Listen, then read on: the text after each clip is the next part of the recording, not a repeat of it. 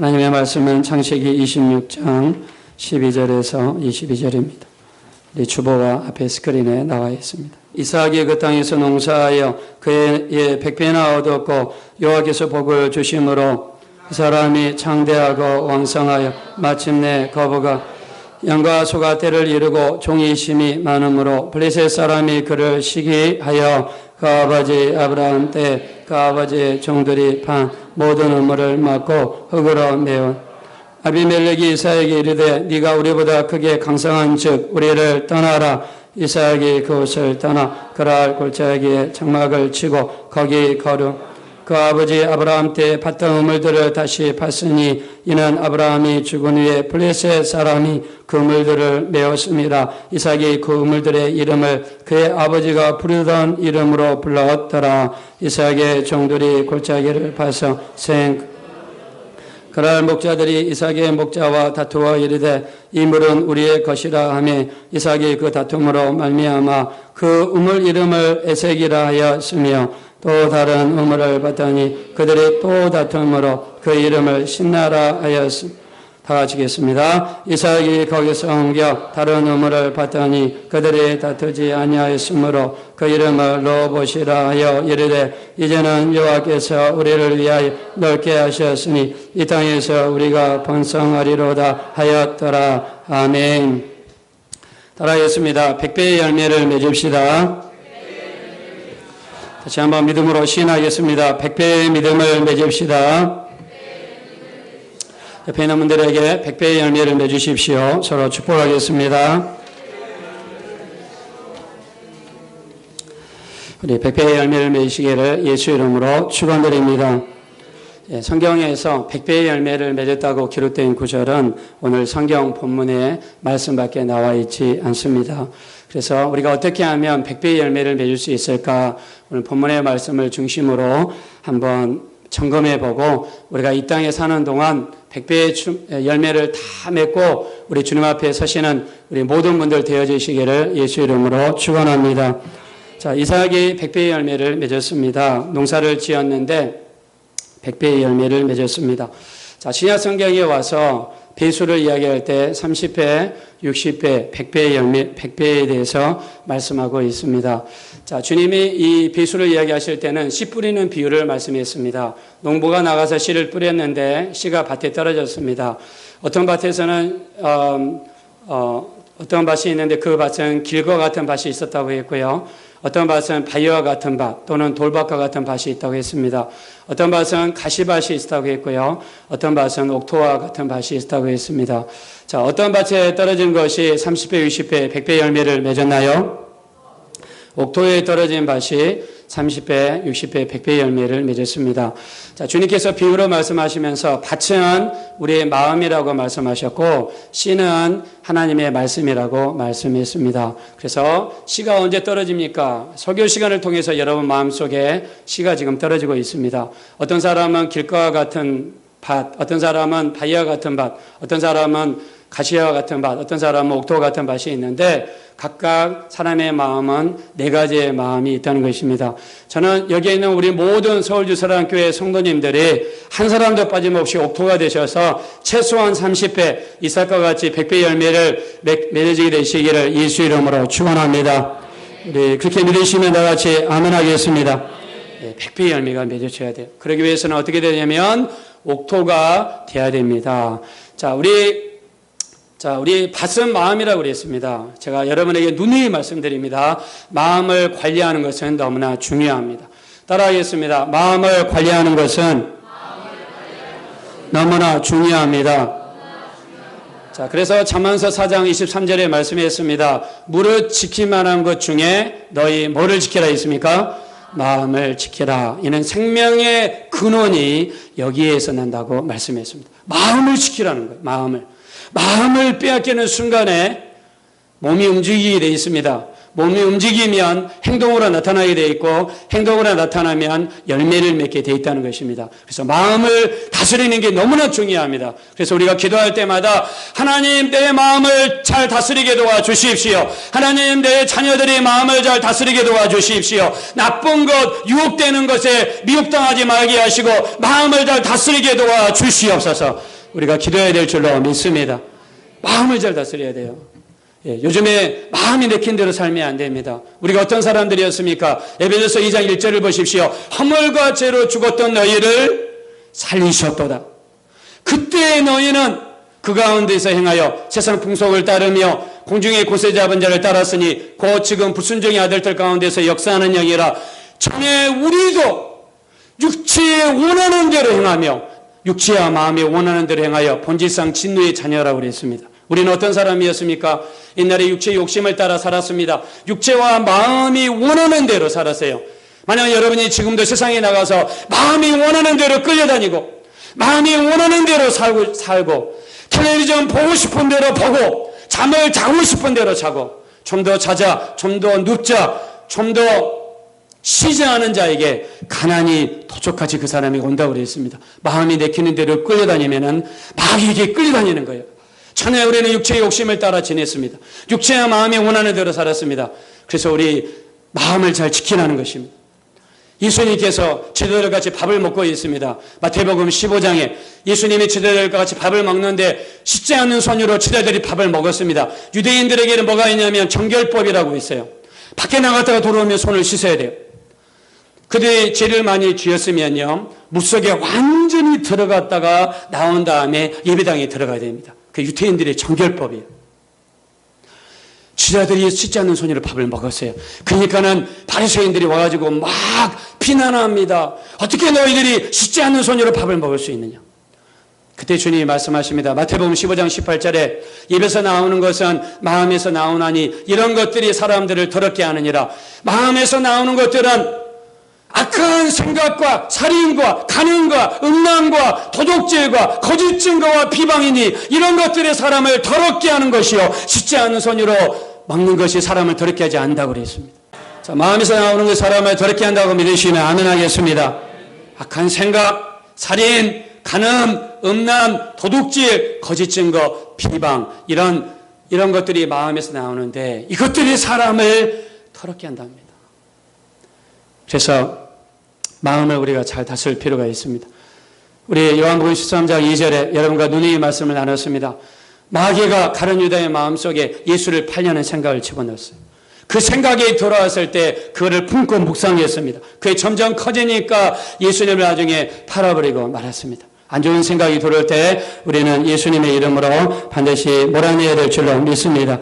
자, 길가에 떨어졌다는 것은 마음이 딱딱한 것입니다. 사람들이 밟고 지나가고 차가 지나다녔기 때문에 길은 아주 딱딱합니다. 자, 이런 마음을 가진 사람 속에 씨가 떨어지면 씨가 여러분 뿌리를 내릴 수가 없어요. 그래서 길에 떨어진 씨는요, 어떻게 했습니까? 뭐가 와서 먹었다고 그랬습니까? 성경에서? 새가 와서 먹었다고 그랬어요. 여러분 꿈속에서 새가 여러분을 공격하면 안 좋은 꿈입니다. 빨리 회개하시고 하나님 나를 지켜주세요. 기도하셔야 돼요. 요셉이 이 꿈을 해석해 줬는데 떡 맡은 관원장이 자기가 이렇게 떡을 이고 가는데 새들이 와서 쪼아 먹었다고 그랬어요. 그래서 그 꿈대로 당신은 죽으리라 그랬더니 나중에 죽었습니다. 꿈에서 새의 공격을 받으면 안 좋습니다. 자, 예수님께서 이 길가에 떨어진 씨를 비유로 드실 때 뭐라고 했습니까? 마귀가 우리로 하여금 구원을 받지 못하게 하기 위해서 여러분 마음속에 떨어진 말씀을 쪼아 먹는다고 그랬습니다. 지금 여러분이 말씀을 들을 때 귀 속에서 왱왱거리거나 지금 여러분 눈은 지금 나를 보고 있는데 머릿속엔 상상력이 가득 차가지고 어저께 먹다가 남은 그 닭도리탕 생각이 난다거나 아니면 오늘 교회 오다가 지나가던 예쁜 아가씨가 갑자기 생각이 난다거나 머릿속에 딴 생각이 갑자기 생각이 나면 지금 공격을 받고 있는 것입니다. 마귀는 우리로 하여금 구원을 받지 못하기 위해서 우리 마음을 딱딱하게 만들어버립니다. 강팍하게 만들어버립니다. 그래서 성경에서 마음이 강팍한 사람 중에 대표적인 사람이 누굽니까? 바로왕이었습니다. 바로왕의 마음이 아주 딱딱했습니다. 마음이 아주 강팍했습니다. 하나님께서 물을 피로 만드시고 이쪽 동네에는 어두움이 있고 이쪽 동네에는 빛이 있고 하나님께서 메뚜기를 몰아오시고 개구리가 올라오게 하시고 이적과 기사와 표적이 10가지가 나타났어요. 10가지가. 여러분, 이적과 기사 표적이 10가지가 나타났어요. 근데도 안 믿었어요. 왜 안 믿었습니까? 성경이 이야기합니다. 그 마음이 강팍하기 때문에 안 믿었어요.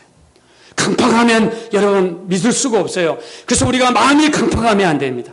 여러분이 예수님이 십자가에 못 박혔을 때 두 명의 강도가 있습니다. 한쪽 강도는 주의 나라 임하실 때 나를 기억해 주소서 주님 앞에 비는데, 한쪽 강도는 예수님을 비난하고 예수님을 향해서 욕했습니다. 왜 그랬습니까? 마음이 강팍하기 때문에 그렇습니다. 여러분이 일평생에, 또 여러분의 자녀들이 일평생에 마음이 강팍하게 되지 않으시기를 예수 이름으로 축원합니다. 마음이 강팍하면 안 돼요. 제가 캐나다에 1991년에 갔습니다. 그리고 2012년에 돌아왔어요. 근데 벤예인 목사님이라고 하는 목사님이 계셨어요. 그 목사님이 토론토에 와가지고 메이플스 가든에 오셔가지고 집회를 하는데 3만 명이 모였습니다. 못 돌아간 사람들은 밖에다가 텔레비전을 설치하고 밖에서 보는 거예요. 근데 그 목사님이 예배를 인도하는데, 예배를 인도하고 찬양하는 가운데 성령께서 역사하셔가지고 세상에 휠체어 타고 왔던 사람이 일어나가지고 앞으로 나오는 거예요. 목발을 짚고 왔던 사람이 목발을 버리고 그 목발을 짚고 앞으로 나오는 거예요. 그 목발이 그냥 앞에 수두룩하게 쌓이는 거예요. 그 장면을 봤던 사람들이 막 감동을 받고 은혜를 받습니다. 그 자리에서 예수를 영접합니다. 성가대가 몇 명이냐? 성가대가 1000명이에요. 1000명의 성가대가 모여가지고 하나님을 찬양하는데 그 소리가 지붕이 떠나갈 정도로 우렁차입니다. 거기 가서 저도 은혜 받고, 늦게 가면 자리를 못 찾으니까 세상에 예배 시간이 아침 10시가 되는데 새벽 5시부터 와가지고 사람들이 줄을 섭니다. 들어가려고. 그렇게 가서 막 찬양하고 거기서 막 회개하고 거기서 막 은혜 받고 막 그래요. 근데 마음이 강팍한 사람 중에 한 사람이 기자였는데, 그 기자가 토론토 스타 기자였습니다. 그 다음날 아침에 토론토 스타를 봤더니 세상에 그 많은 이적과 기사 표적이 나타나는데 뭐라고 썼냐면, 그거는 쇼라는 거예요. 서로 짜고 고스톱 치는 거라는 거예요. 세상에 여러분, 짜고 고스톱 치는데 새벽 5시부터 무슨 할 일이 없어가지고 새벽 5시부터 와가지고 줄을 섭니까? 못 들어갔는데 집에도 안 돌아가고 밖에 텔레비전 설치하고 그걸 지켜봅니까? 그럼 병나는 사람들은 일평생 그 목발 짚고 다니는 사람들 일평생 쏘만 하고 산 것입니까? 말이 안 되는 거예요. 왜 같은 장면을 보고도 믿지를 못합니까? 마음이 강팍하기 때문에 그렇습니다. 우리 마음이 강팍해지는 원인은 단 한 가지입니다. 죄 때문입니다. 그래서 히브리서 3장 13절에 오직 오늘을 일컫는 동안에 매일 피차 권면하여 죄의 유혹으로 말미암아 너의 마음이 강팍하게 됨을 면하라 그랬습니다. 할렐루야. 따라하겠습니다. 죄의 유혹으로 말미암아 너의 마음이 강팍해 되지 않도록 유의하라. 죄를 짓더라도 빨리 회개하셔야 돼요. 죄를 짓더라도 빨리 버리셔야 돼요. 버리지 않으면 그 죄가 나중에 강팍하게 되어서 우리 마음을 강팍하게 만들 것입니다. 두 번째는 돌밭에 떨어진 씨입니다. 돌밭에 떨어진 씨는 흙이 얇아가지고 돌이 많아가지고 뿌리를 내리지 못하고 해가 뜨니까 말라가지고 죽었다고 그랬습니다. 뿌리가 얇으면 안 됩니다. 그럼 어떻게 해야 됩니까? 우리의 마음속에 있는 돌들을 끄집어내야 돼요. 돌들을 날마다 회개해가지고 끄집어내셔야 됩니다. 딱딱한 돌과 같은 마음을 끄집어내셔야 돼요. 그 방법밖에 없습니다. 세 번째는 가시밭길입니다. 가시밭길 성경에 보니까 우리 누가복음 우리 8장에 보니까 이 가시밭길은 이생의 염려와 또 재물에 대한 유혹과 또 향락에 대한 유혹이라고 성경이 이야기했어요. 염려를 많이 하면 그 염려가 여러분의 영적인 성장을 방해한다는 거예요. 여러분들의 재물에 대한 욕심이 많이 있으면 그게 여러분들이 영적으로 성장하는 걸 방해합니다. 세상에 대한 유혹이 많은 사람은요, 그 유혹이 그 사람을 영적인 성장하는 것을 방해합니다. 이게 바로 가시입니다. 가시도 우리가 기도해서 철저하게 우리가 뽑아내야 될 줄로 믿습니다. 자, 세 번째는 옥토입니다. 누가복음 8장 15절에 옥토는 어떤 사람이냐면, 여러분들이 적으십시오. 누가복음 8장 15절 꼭 적으시고 집에 가서 읽어보시기 바랍니다. 착하고 좋은 마음으로 말씀을 듣고 지키어 인내로 결신하는 자입니다. 옥토는 세 가지가 충족이 되어야 됩니다. 첫째는 착하고 좋은 마음을 가지셔야 돼요. 여러분이 착하고 좋은 마음을 갖게 되시기를 예수 이름으로 축원합니다. 교회에서 만년 야당이 되시면 안 됩니다. 어떤 사람처럼 반대하기 위해서 자기 일평생 1년 내내 교회를 3번만 나오는데 하나는 자기 생일날, 하나는 성탄절날, 하나는 교회에서 회의할 때 나와가지고 반대하는 사람이 있어요. 그러면 안 돼요. 착하고 좋은 마음을 가지셔야 돼요. 그래서 우리는 항상 교회 중심으로, 첫째 예수님 중심으로, 그 다음에 교회 중심으로, 목사님 중심으로 신앙생활 하시면 여러분 착하고 좋은 마음이 이루어지게 될 줄로 믿습니다. 자, 착하고 좋은 마음을 갖기 원하시면 다 같이 아멘 하겠습니다. 착하고 좋은 마음을 가지실 때 그게 옥토가 되고 최소한 30배, 60배, 100배의 열매가 맺어지게 될 줄로 믿습니다. 두 번째는 말씀을 듣고 지켜야 됩니다. 우리가 왜 신앙생활을 못하는지 아세요? 말씀 안 들으니까, 말씀을 읽지 않으니까 일주일 내내 그냥 가요나 틀어놓고 드라마나 틀어놓고, 어떤 장로님이 토요일날 저녁 내내 허준 드라마를 보다가 거기에 꽂혀가지고, 옛날에 저희가 캐나다에 갔을 때 이 드라마를 사람들이 어떻게 빌려서 보냐면, 그때는 인터넷이 발전하지 않아가지고 한국 식품점에 가면 허준 드라마가 1회부터 50회까지 비디오가 쫙 있습니다. 여러분 그 VCR 그 비디오 있잖아요. 그래서 집에 가가지고 넣어놓고 봅니다. 근데 이분이 토요일날 저기 가게 갔다 와가지고 허준 드라마를 틀었는데 너무 재밌는 거예요. 밤새도록 이분이 틀어놓고 예배를 왔습니다.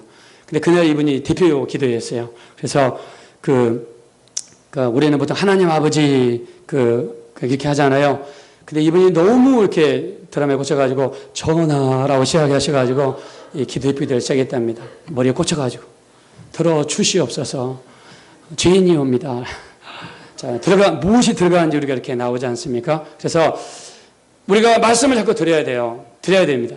자, 이스라엘 사람들이 가장 우리 많이 외우는 성경책이 뭐냐면 신명기입니다. 자, 창세기, 출애굽기, 레위기, 민수기, 신명기. 일평생에 신명기는 무조건 외운다 합니다. 또 가장 잘하는 사람은 창세기, 출애굽기, 레위기, 민수기, 신명기를 다 외운다고 그래요. 자, 여러분들 성경 말씀을 부지런히 외웠으면 좋겠어요. 제가 주일마다 교회 소식에다가 우리 14번에 보시면 우리 성경 통독해가지고 이렇게 여러분 적잖아요. 여기 스케줄 제가 적는 이유는 여러분 공간이 없어가지고 쓸 말이 없어가지고 적는 게 아닙니다. 말씀을 같이 읽자는 것입니다. 근데 너무나 놀라운 사실은요, 우리 김한선 장로님이 그러시더라고요. 지금까지 매주 한 번도 빠짐없이 여기를 따라서 읽고 계시답니다. 할렐루야. 여러분들도 따라오셨으면 좋겠습니다. 말씀을 여기 적어서 하는 거는 따라오라는 거예요. 같이 읽자는 거예요. 말씀 읽으셔야 돼요. 이스라엘 백성들이 하나님의 말씀을 얼마나 귀중히 여기는지 몰라요. 그래서 이스라엘 사람들의 말씀의 기본이 뭐냐면 쉐마 이스라엘입니다. 쉐마 이스라엘. 따라하겠습니다. 쉐마 이스라엘. 적으시기 바랍니다. 신명기 6장 5절입니다. 쉐마 이스라엘은 들으라 이스라엘아 이런 뜻입니다. 들으라 이스라엘아 이런 뜻이에요. 뭘 들어야 됩니까? 하나님의 말씀을 들으라는 것입니다. 하나님의 말씀을 읽자는 것입니다. 여러분의 말씀을 들을 때 그 들은 말씀이 우리에게 믿음이 됩니다. 로마서 10장 17절에 정말 믿음은 들으면서 난다고 말씀이 있기 때문에 우리가 말씀을 들을 때 그게 우리의 믿음으로 이어지게 될 줄로 믿습니다. 이스라엘 백성들은 말씀을 부지런히 읽습니다. 어떻게 읽습니까? 신명기 6장 5절에 보면 이스라엘아 들으라 우리 하나님은 유일하신 하나님이시니 너희는 마음을 다하고 뜻을 다하고 온 힘을 다하여 너희 하나님을 사랑하고 그리고 내가 전한 이 말씀을 너희 마음에 새기고 너희 자녀들에게 부지런히 가르치고 집에 있을 때든지 길에 있을 때든지 누웠을 때든지 일어날 때든지 말씀을 강론할 것이며 이 말씀은 너희 손목에 차고 너희 이마에 붙이고 하나님의 말씀을 가까이 하라 그랬습니다. 할렐루야. 말씀을 들어야 이 말씀 우리에게 믿음이 이루어지는 것입니다. 그래서 우리 요한계시록 1장 3절에 이 말씀을 읽는 자와 듣는 자와 그 가운데 길대의 말씀을 지키는 자는 복이 있다 하셨습니다. 할렐루야. 말씀을 그래서 우리가 들어야 됩니다. 그래야지 우리에게 복이 돼요. 옥토가 될 수 있습니다. 세 번째는 결실하는데 인내로 결실하시고 인내로. 성경은 인내입니다. 기도하고 나서 기도 응답이 안 이루어진다고 그냥 여러분 기도 포기하면 응답 받을 수가 없어요. 그래서 여러분 우리 이것도 적으시기 바랍니다. 시편 40편 1절에 보면 다윗의 기도의 방법이 나와 있습니다. 내가 여호와를 기다렸더니 그가 나의 부르짖음을 들으시고 응답하셨도다 말씀이 있습니다. 기다릴 때 어떻게 기다렸어요? 기다렸더니 그랬어요. 하나님을 기도한 다음에는 기다리셔야 돼요. 기다리면 반드시 응답이 이루어지게 될 줄로 믿습니다. 그래서 야고보 사도는요, 기도의 사도입니다. 그가 기도할 때 얼마나 오랫동안 기도했던지 그가 시체가 돼서 그를 들었을 때 무릎 꿇은 채로 이렇게 구부러져 가지고 펴지지 않았대요. 그래서 야고보 사도의 무릎을 낙타 무릎이라고 이야기합니다. 야고보 사도는 얼마나 기도를 많이 했던지 주님 앞에 무릎 꿇고 기도했더니 나중에는 그가 순교를 당했을 때 무릎이 무릎 꿇은 채로 펴지지를 않았습니다. 그 정도로 하나님 앞에 그는 뜨겁게 열심히 기도했습니다. 우리 그렇게 기도하게 되시는 여러분 되시기를 예수 이름으로 축원합니다. 자, 야고보 사도가 기도의 방법을 이야기합니다. 야고보서 1장 2절에 이야기합니다. 그러므로 형제들아 너희가 여러 가지 시험을 만나거든 온전히 기쁘게 여기라. 너희 믿음의 시련이 인내를 만들어내는 줄 압니다. 너희는 인내를 온전히 이루라. 이는 너희로 온전하고 구비하여 조금도 부족함이 없게 하려 하심이라. 할렐루야. 따라하겠습니다. 인내를 온전히 이룹시다. 인내를 온전히 이룹시다. 자, 옆에 있는 분들하고 서로 고백하겠습니다. 인내를 온전히 이루시기 바랍니다. 예, 이루시기를 예수 이름으로 축원합니다. 인내를 온전히 이루어야 돼요. 그래서 여러분 신앙생활 할 때도 교회를 몇 번만 다녀보고 에이 교회 다녀봐도 별로 없다 이렇게 하고 포기하시면 돼야 안 돼요? 안 됩니다. 포기하지 마세요. 끝까지 하고 끝까지 나아가면 반드시 역사가 이루어져요. 기도도 끝까지 포기하지 않고 기도하면 반드시 하나님의 역사가 이루어지게 될 줄로 믿습니다. 그래서 우리 로마서 8장 25절에 보니까 우리가 만일 보지 못하는 것을 바랄 것이면 참음으로 기다릴지니라. 할렐루야. 기도 응답은 보이지 않습니다. 천국은 보이지 않습니다. 좋은 것은 보이지 않습니다. 그래서 믿음만 바라는 것들의 실상이요 보지 못하는 것들의 증거라고 그랬습니다. 우리가 실상이 아직 이루어지지 않았습니다. 실상이 이루어지기 위해서는 계속해서 믿음을 가지고 믿음을 사용하고 인내할 때에 나중에 실상이 우리에게 반드시 이루어지게 될 줄로 믿습니다. 여러분 인내하셔야 돼요. 반드시 인내하셔야 돼요. 만약 우리가 보지 못하는 것을 바랄 것이면 참음으로 기다릴지니라 그랬습니다. 히브리서 10장 36절에는 너희에게 인내가 필요하면 하나님의 뜻을 행한 후에 그의 약속하신 것을 받기 위함이라고 말씀했습니다. 우리에게 인내가 필요한 것은 하나님의 뜻을 행한 후에 약속하신 것을 받기 위함이라고 말씀했어요. 인내하셔야 됩니다. 그래야 하나님의 역사가 우리에게 이루어진다는 것입니다. 이런 옥토가 되어지시기를 예수 이름으로 축원합니다. 착하고 좋은 마음으로 말씀을 받아야지 우리에게 열매가 맺을 수 있습니다. 이삭에 대해서 말씀 나누겠습니다. 우리 본문 말씀으로 돌아가겠습니다. 자, 우리 주보에 보시면 시편 창세기 26장 12절 13절입니다. 다 같이 읽겠습니다. 시작. 이삭이 그 땅에서 농사에 그의 인에 100배나 얻었고 여호와께서 복을 주심으로 그 사람이 창대하고 왕성하여 마침내 거부가 되어 아멘. 이삭이 농사를 지었는데 100배를 얻었습니다. 그리고 하나님의 복을 주셔서 창대하고 왕성하고 마침내 거부가 되었다고 말씀했습니다.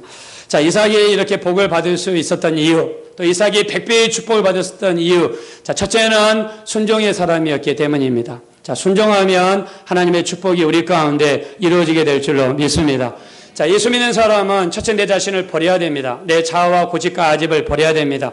고린도서 3장 1절에 말씀합니다. 너희가 그리스도와 함께 살리심을 받았으면 위의 것을 찾으라. 거기는 그리스도께서 하나님 우편에 앉아 계시니라. 위의 것을 생각하고 땅의 것을 생각하지 말라. 땅에 있는 지체를 죽이라. 음란과 부정과 사욕과 악한 정욕과 탐심이니 탐심 우상 숭배니라. 이것들로 인하여 하나님의 진노가 임한다고 그랬습니다. 그래서 우리는 위의 것을 찾아야 되고요. 위의 것을 생각해야 되고요. 땅의 지체를 죽일 때에 우리 가운데 순종의 역사가 온전히 이루어지게 될 줄로 믿습니다.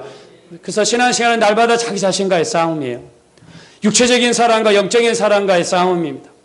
육체적으로 살려가는 내 자신과 그렇지 않게 살려가는 내 자신과의 싸움이에요. 그래서 순종이 온전히 이루어지면 하나님의 축복이 우리 가운데 온전히 이루어지게 될 줄로 믿습니다. 순종하셔야 돼요. 우리 주님을 보십시오. 주님은 하나님의 본체이시나 하나님과 동등됨을 취할 것으로 여기지 아니하셨습니다. 자기를 비우시고 종의 형체를 입고 사람과 같이 되셨습니다. 사람의 모양으로 나타나서 자기를 낮추시고 죽기까지 복종 순종하셨습니다. 예수님은 자기를 비우시고 자기를 낮추셨습니다. 그리고 순종하셨습니다. 그래서 우리는 주님처럼 여러분 자신을 비우시고 여러분 자신을 낮출 때 순종이 온전히 이루어지게 될 줄로 믿습니다. 모세는 이스라엘 백성을요, 애굽에서 인도해서 가나안 땅 앞에까지만 인도하는 사람이에요. 이스라엘 2세들은 다 가나안 땅에 들어갔습니다. 근데 모세는 가나안 땅에 들어가지 못했어요. 그가 나중에 누보산에 올라가서 하나님 앞에 애걸복걸합니다. 하나님, 나를 가나안 땅에 들어가게 도와주세요. 왜 나는 가나안 땅에 못 들어갑니까? 하나님께 기도했어요. 그때 하나님께서 네가 내 말에 온전히 순종하지 못해서 가나안 땅에 들어가지 못한다 했습니다. 모세의 불순종의 결과는 가나안 땅을 들어가지 못하게 했습니다. 왜 어떻게 모세가 불순종했습니까? 하나님께서 이 바위에서 물을 나오게 하신 사건은 두 번 일어났습니다. 첫 번째 바위에서 물을 내게 하실 때는 모세에게 바위를 내려 쳐가지고 물을 내라고 그랬습니다. 두 번째는 하나님이 명령하실 때 어떻게 했습니까? 바위를 치라고 하셨나요? 바위에게 명령하라고 하셨나요? 바위에게 명령해서 물을 내라고 그랬어요. 근데 민수기 20장 10절에 보니까 모세가 이스라엘 백성을 보고 화가 났습니다. 그러면서 이야기합니다. 내가 너 같은 것들을 위하여 바위에서 물을 내겠느냐 하면서 화가 나가지고 지팡이를 들고 바위를 쳤습니다. 첫 번째 바위를 쳤을 때 물이 났어요? 안 났어요? 물이 안 났어요. 자, 첫 번째 바위를 쳤을 때 물이 안 나타나면 그때 빨리 깨닫고 하나님께서 명령해서 물을 내라고 하셨지, 깨닫고 빨리 수정했어야 됩니다. 근데 모세는 화가 난 상태에서 그걸 깨닫지 못했습니다. 두 번째 지팡이를 쳐가지고 바위를 쳤을 때 물이 나왔습니다. 그때 하나님이 모세에게 대해서 화가 나셨습니다. 네가 많은 사람 앞에서 내 영광을 온전히 드러나지 아니하였으므로 너는 가나안 땅에 들어가지 못한다고 그랬습니다. 자, 이 사건은 우리에게 뭘 보여주냐면 불순종이 이렇게 무섭다는 것입니다. 다른 말로 하면 죄가 얼마나 무서운지 모릅니다. 여러분들 하나님 앞에 불순종하고 죄 가운데 있을 때 그것들이 우리에게 무서운 결과를 가져온다는 것입니다. 더 늦기 전에 우리가 예수님의 보혈을 의지하여 다 같이 회개하는 역사가 나타나시길 예수의 이름으로 축원합니다. 하나님께서 사울 왕에게 이야기하셨습니다. 사울 왕에게 하나님이 하신 말씀은 네가 아말렉과의 전쟁에서 이기거든 거기에 있는 어떤 것도 취하지 말라고 말씀했어요. 하나님이 절대로 취하지 말라고 그랬습니다. 근데 살찐 양을 볼 때에, 살찐 소를 볼 때에 이 보는 것이 무서운 것입니다. 하와가 이 선을 알게 하는 열매를 본즉 먹음직하고 보암직하고 심히 지혜롭게 할 만큼 탐스러운 나무인지라 그랬습니다. 여러분, 눈을 어디다 두는가 중요합니다. 눈은 마음의 등불이라고 그랬습니다. 지금 여러분이 부정적인 것을 보고 봐서는 안 되는 것을 보고 있다 그러면 여러분 영적으로 아주 지금 어두운 상태에 있습니다. 눈은 마음의 등불이에요. 항상 좋은 것만 바라보게 되시기를 예수 이름으로 축원합니다. 사울왕이 좋은 소와 좋은 양을 버리라고 그랬는데 그걸 취했습니다. 하나님이 대실망하셨습니다. 우리 사무엘상 15장 17절에 왕이시여 왕이 스스로 작게 여길 때에 하나님께서 이스라엘 지파의 우두머리가 되게 하지 않으셨습니까? 이스라엘의 왕이 되게 하지 않으셨습니까? 하나님께서 말씀하십니다. 순종이 제사보다 낫고 듣는 것이 수양의 기름보다 나은즉 거역하는 것은 점치는 재와 같고 마음이 완고한 것은 사신 우상에게 절하는 재와 같도다.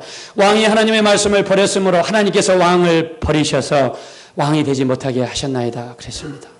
여러분, 불순종이 이렇게 무섭습니다. 우리 순종의 사람이 되어지시기를 예수의 이름으로 축복합니다. 그래서 순종의 사람이, 이삭은 순종의 사람이었습니다. 우리 그걸 어디서 알 수 있습니까? 이삭이 장가가던 나이가 몇 살이었어요? 지난주에 이야기했습니다. 이삭이 장가가던 나이가 몇 살이었어요? 예, 몇 살이요? 40세였어요. 40세는 나이가 지금 여러분 많은 겁니다. 늦었습니다. 결혼 늦었어요. 근데 왜 이삭이 40세에 결혼했냐면 아버지가 짝을 지어줄 때까지 기다린 것입니다. 아버지 앞에 순종했다는 걸 보여주는 거예요.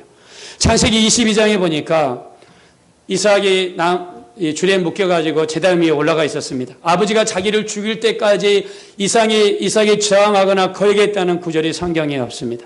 마치 도살장에 끌려가는 양과 같이 예수님처럼 이삭은 아버지 앞에 전적으로 순종했습니다. 자, 이삭의 복을 받았던 첫 번째 이유는 철저하게 순종했기 때문입니다. 하나님 앞에 순종하셔서 그것이 여러분의 복이 되어주시길 예수 이름으로 축원합니다. 자, 옆에 있는 분들한테 서로 고백하겠습니다. 순종의 사람이 되셔서 이삭처럼 백배의 축복을 받으십시오. 축복하겠습니다.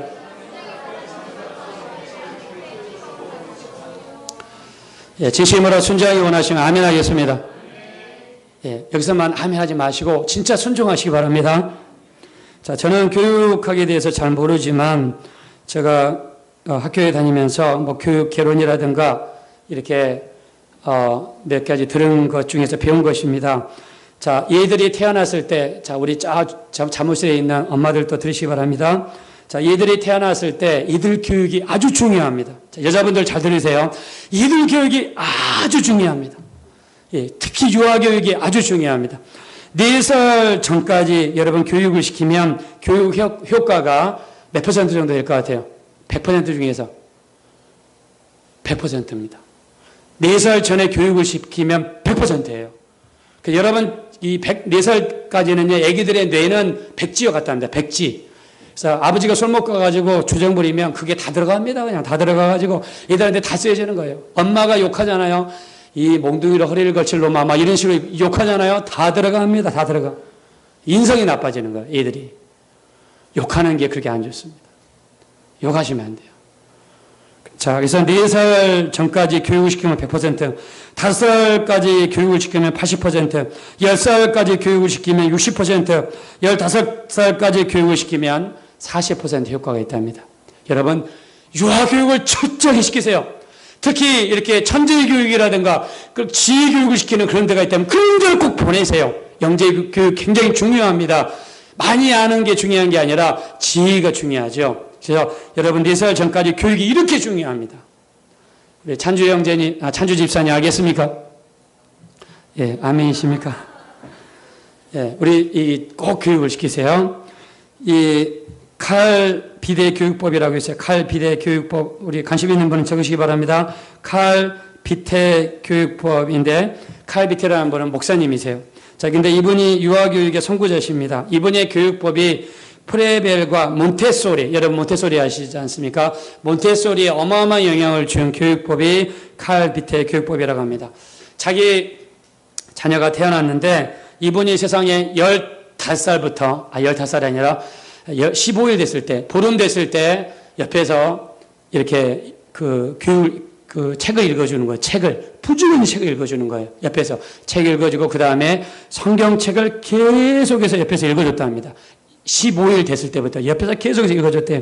그랬더니 세상에 6살이 됐는데 자기 아마 딸인 것 같아요. 딸이 6살이 됐는데 장문을 시켰는데 긴 장문을 쓰게 만들었는데 거기서 사용했던 단어가 무려 3만 단어를 사용했대요. 3만 단어를 사용했대요. 6살 때 3만 단어.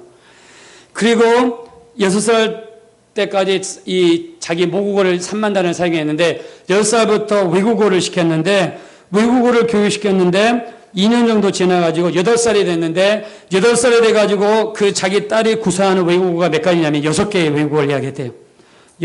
6개. 그리고 13살에 어떻게 됐냐면 자기 딸이 철학 박사가 됐대요. 그 다음에 16살에 법학 박사가 됐답니다. 할렐루야. 이걸 뭘 이야기하냐면 4살 전에 5살 전에 여러분 유아교육, 영재교육 시키는 게 이렇게 중요하다는 거예요. 이렇게. 제가 여러분에게 이런 말씀을 드린 이유가 뭐냐면 여러분 4살 전에 5살 전에 하나님 앞에 완전히 사로잡힐 수 있도록 순종 교육을 시키시기를 예수 이름으로 축원합니다. 안 그러면 나중에 소가 뒷발질한다니까요. 우유만 많이 먹고 자라기 때문에. 예, 그래서 우리 순종 교육을 시키자. 순종 교육을. 그래서 여러분들 처음에 교육 왔을 때 그때부터 더 예수님께 순종해야 돼. 교회에 순종해야 돼. 목사님께 순종해야 돼. 막 머리에 설매가 막 돼버리도록 교육을 시키세요. 무슨 교육을? 순종 교육을 시키세요. 그렇지 않으면 가룟 유다 같은 사람이 나올 수가 있으니까 순종 교육을 우리가 시키자는 겁니다. 할렐루야. 예, 아멘 안 하신 분들은 동의 안 하시는 것 같아요. 예, 다 우리 하나님 앞에 순종하게 되시기를 예수 이름으로 축원합니다. 이삭은 뭐를 했냐면 여기 보니까 우물을 몇 번 정도 팠냐면 4번 정도 파는 거로 나옵니다. 자, 이삭이 가난하고 안 좋을 때는 시기약을 질투하는 사람이 없어요. 근데 이삭이 잘 나가고 부자가 되니까 시기약을 질투하는 사람이 생깁니다. 여러분들이 예수 안 믿을 때는 여러분 마귀가 건들지 않습니다. 근데 신기하게 예수 믿고 교회 다니기 시작하고 예수 믿고 기도하러 다니기 시작하면 그 전에 아무렇지 않던 남편이 그냥 두드러 팹니다. 시어머니가 두드러 팹니다. 그 다음에 집에서 분란이 일어납니다. 왜 그럴까요? 영적인 전쟁이 일어나는 거예요. 우리가 어두움의 세계에 있다가 빛의 나라로 옮겨졌기 때문입니다. 고린도서 1장 13절 그가 우리를 어두움의 극암의 세계에서 그의 사랑의 아들로 옮기셨습니다. 이것이 우리에게 이루어진 구원의 역사인 줄로 믿습니다. 이게 구원의 역사예요. 어둠의 세계에 있을 때는 마귀가 안 건드려요. 근데 여러분이 예수 믿고 여러분이 열심히 교회에 다니려고 그러고 여러분이 기도 열심히 하려고 그러면 그때부터 마귀가 공격합니다. 그때는 여러분 뒤로 물러서면 안 됩니다. 기도와 말씀으로 끝까지 무장해야 승리하는 역사가 나타나야 될 줄로 믿습니다. 이삭이 잘 나가니까 블리셋 아비멜렉이 와가지고 태클을 걸고 우물을 그냥 메꿨습니다. 여러분 우리 이번에 우리나라도 가뭄이 심했잖아요. 이번에 비가 진짜 저는 막 비가 오니까 너무 감사하더라고요. 진짜 이게 바로 하나님의 은혜의 단비구나. 몇 달 동안 가뭄이 들었는데 며칠 동안 비가 쏟아지니까 며칠 만에 그냥 전국이 그냥 저수지 가득 차더라고요. 여러분들은 지금까지 안 되고 힘들었어도 하나님이 한 번만 도와주시면 순식간에도 여러분의 인생이 변하게 될 줄로 믿습니다. 하나님께 붙잡히는 인생이 되어질 시간 예수 이름으로 축원합니다. 이 중동 지방에서 우물은 생명선이란 말입니다. 여러분 인도 차이나 반도, 캄보디아, 베트남, 태국 거기가 인도 차이나 반도잖아요. 거기에 메콩강이 흐릅니다. 길이가 한 5,000km가 된대요. 거기 메콩강 주변에서 그 젖줄 때문에 먹고 사는 사람들이 6,500만입니다. 우리나라 인구보다 1,500만이 더 많습니다. 근데 거기 지금 전쟁이 일어나기 직전이에요. 왜냐하면 제일 위에 상류가 중국에 있는데 저는 정말 중국 사람들 다 물론 아무튼지 근데 그 중국이 그 제일 위에 있다가 댐을 만들었어요. 그래가지고 그 중국 사람들이 그 댐을 가도 막아버렸습니다. 그 밑에 있는 사람들, 베트남 사람들, 태국 사람들, 캄보디아 사람들, 농사 짓는 사람들이 그것 때문에 지금 말라 죽게 생겼대요. 여러분, 그러면 안 되잖아요. 그 상류가 지네 나라에 있어도 다 같이 먹고 사는데 같이 먹고 살아야죠. 중국이 막아버렸어. 아무튼 이제 물이 이렇게 중요합니다. 중동지방 물이 더 중요해요. 특히 중동지방에서 우물은 정말 너무너무 중요한 게 중동지방의 물입니다. 근데 우물 하나 파기 어려운데 그 물을 막았네요. 그러면 보통 사람 같으면 어떻게 합니까? 그냥 군대 조직에 가가지고 그냥 쳐부수고 다시 빼앗을 수 있습니다. 근데 이삭은 그렇게 하지 않았다는 거예요. 이삭이 여기를 막으면 딴 동네로 이사가 합니다. 또 여기를 막으니까 또 딴 동네로 이사가 합니다. 이삭이 배알이 없어서 그랬을까요? 아닙니다. 이삭은 정말 철저하게 하나님 말씀대로 산 사람이었어요. 주님께서 뭐라고 하십니까? 악한 자를 대적하지 말라 그랬습니다. 자, 따라하겠습니다. 악한 자를 대적하지 말라. 악한 자를 대적하지 않은 겁니다. 여러분들도 제가 가만히 있는데 누가 와가지고 여러분을 쳐요. 대적하지 마세요. 예수님이 뭐라고 그랬습니까? 우리 마태복음 5장 38절에 너희 정말 눈에는 눈으로 이에는 이로 갚으라 했던 것을 들었으나 나는 너희에게 이르노니 너희 누구든지 오른쪽 뺨을 치거든 왼뺨을 대라는 거예요. 중동지방에서 오른손은 거룩한 손, 홀리핸드, 왼손은 더러운 손이에요. 인도에서는 오른손으로 밥 먹고 왼손으로 뒤를 닦는답니다. 지금도 그러는지 모르겠지만 아무튼 이제 그쪽 지방에는 그래요. 근데 여러분 오른쪽 뺨을 맞아요. 그러면은 이렇게 사람들이 오른손을 썼는데 이렇게 때리면은 왼쪽이 맞습니다. 그러면 상대방이 오른쪽을 맞히기 위해서는 백핸드로 이렇게 쳐야 돼요. 여러분 이렇게 치는 거하고 이렇게 치는 거 어떤 게 기분 나빠요? 백핸드로 해가지고 치면 기분 나쁘잖아요. 그 정도로 기분이 이쁜 일을 당할 때 대적하지 말라는 거예요. 악한 자를 대적하지 말라는 거예요. 그냥 왼쪽 뺨을 대라는 거야. 야, 여기서 때려라. 여러분 맞으면은 그래 너 네 분이 풀 때까지 때려라. 이렇게 경찰서 가시면 됩니다. 자, 근데 아무튼 이제 지금은 우리 때리면 절대로 안 되겠죠. 주님은 악한 자를 대적하지 말라고 그랬어요. 이삭은 악한 자를 대적 안 했습니다. 여러분 이 우물을 막으면 이쪽으로 피했어요. 여기를 막으면 또 이쪽으로 가는 거예요. 너희를 송사하여 속옷을 달라고 그래도 겉옷까지 주려는 거예요. 왜냐하면 겉옷이 더 비싸거든요. 너희를 억지로 우리를 가오자 하거든 심리까지 가주라는 거예요. 이게 바로 예수님이 우리에게 가르쳐주신 삶의 처세술입니다. 우리 그대로 살아가게 되시기를 예수 이름으로 축원합니다. 악한 자를 대적하지 않았습니다. 그래서 사도 바울은 어떻게 이야기했습니까? 고린도전서 6장 6절에 형제가 형제를 더불어 송사하느냐 그것도 믿지 아니하는 자들 앞에서 하느냐 차라리 내가 불의를 당하는 것이 낫지 아니하며 차라리 속는 것이 낫지 아니하느냐. 자, 따라하겠습니다. 차라리 불의를 당하는 것이 낫지 아니하냐 차라리 속는 것이 낫지 아니하냐. 형제들 사이에 교회에서 싸우면 안 됩니다. 차라리 내가 불의를 당하는 것이 낫습니다. 차라리 내가 속는 것이 낫습니다. 예, 이게 바로 주님이 가르쳐주신 방법입니다. 자, 우리가 세 번째, 이 이삭은요, 양보를 잘했습니다. 양보를 잘했어요. 양보하는 신앙을 가지고 있었습니다. 자, 양보하는 신앙은 누구로 거슬러 올라가냐면 아버지 때로 거슬러 올라갑니다. 아버지가 누구냐면 바로 아브라함입니다. 아브라함이 양보를 잘했습니다. 자, 여러분들 꼭 적으십시오. 집에 가서 읽어보시기 바랍니다. 창세기 13장 9절입니다.